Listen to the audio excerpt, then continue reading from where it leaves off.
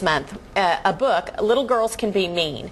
And it says that some bullying starts as young as kindergarten with a lot of girls, which you normally think middle school or high school. Right. But this is a lot younger. And it's not just gossip. I mean, it's like we were talking on the break. I mean, I won't play with you on the playground because you did this or whatever it is. I mean, that's bullying too. And they're mean. Girls are mean. So we asked our own expert, Mark Brennamen. He works with Stand for Silent in Oklahoma City to join us to talk a little bit about what we can do to prevent the situation all around.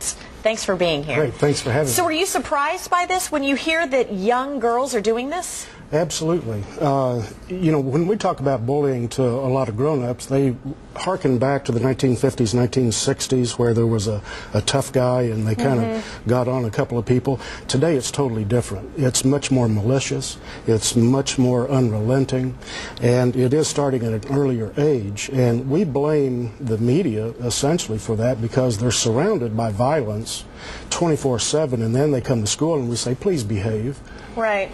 Well, what is Stand for the Silent doing currently to, combat this issue? I mean, it's huge. Well, first of all, we're an international organization now. We have parents all the way around the world who have lost a child to suicide after being bullied. In fact, we call that bullycide. So what Stand for the Silent is doing right now is we're getting ready for the legislature. We have an interim study this fall to take a look at our state statute and see if we need to make some changes there.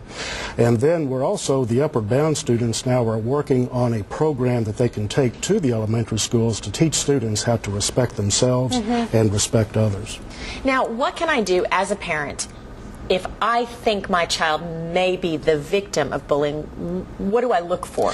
Well, first of all, it's extremely difficult because most bully victims are reluctant to tell their parents. It's a very shameful thing. They're embarrassed. And they feel like I'm all by myself, and of course they're not.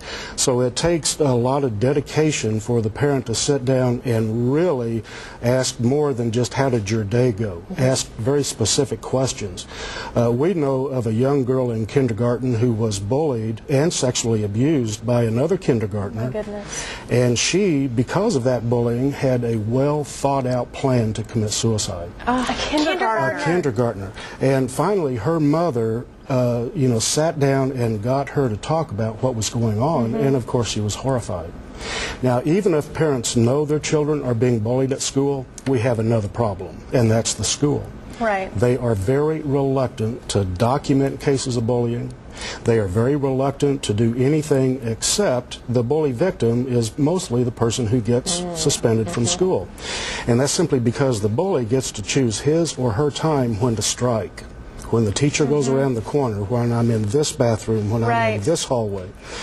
And as in sports, it's always the second act that draws the foul. That gets caught. That gets caught. So the Tyfield Smalley, the young man that got us started on this, who committed suicide last May, just was at the end of his rope. He did not know what to do. And we've got some pictures here. Yeah, and Kirk Smalley said Tuesday night at the State Capitol building, his son, Ty, is going to be 11 years old forever.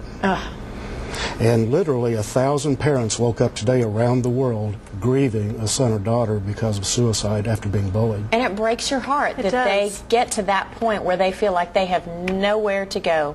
No one is with them. Just so sad. Yeah. So that's what Stand for the Silent is doing in our schools. It's saying you are no longer by yourself. You are somebody, you matter, and I'm here to help you do that.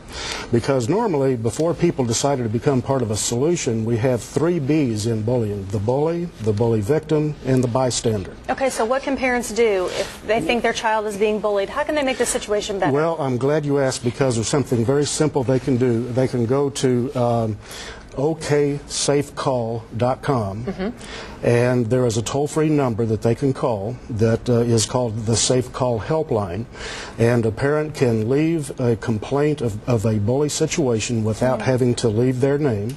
because many parents are reluctant to do that. Right. And once that call is made on the Oklahoma Safe Call helpline, the Department of Education starts an investigation. Something will happen.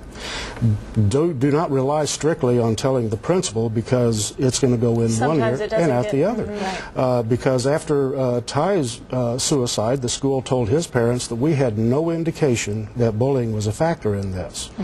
Well, you know, they've had many calls, many visits. Ty's mother used to work right there at the school and had talked with them plenty of times. And we found out that this is not just an Oklahoma school problem, but schools all around the world are reluctant. So a lot of parents now are saying, forget about the school, I'm going to take my my complaint to the police department. Good advice. So we're you know, saying, if your child is being bullied, call the police and call the Safe Call helpline. It's that serious. It is absolutely that serious, because just in Texas and Oklahoma, from January through mid-May of this year, 5 children took their lives because of bullying. And that's just in 2 states. It is. We will put all of this information on our website so you can find it. And if you would like to learn more about Stand for the Silent, go to news9.com/405.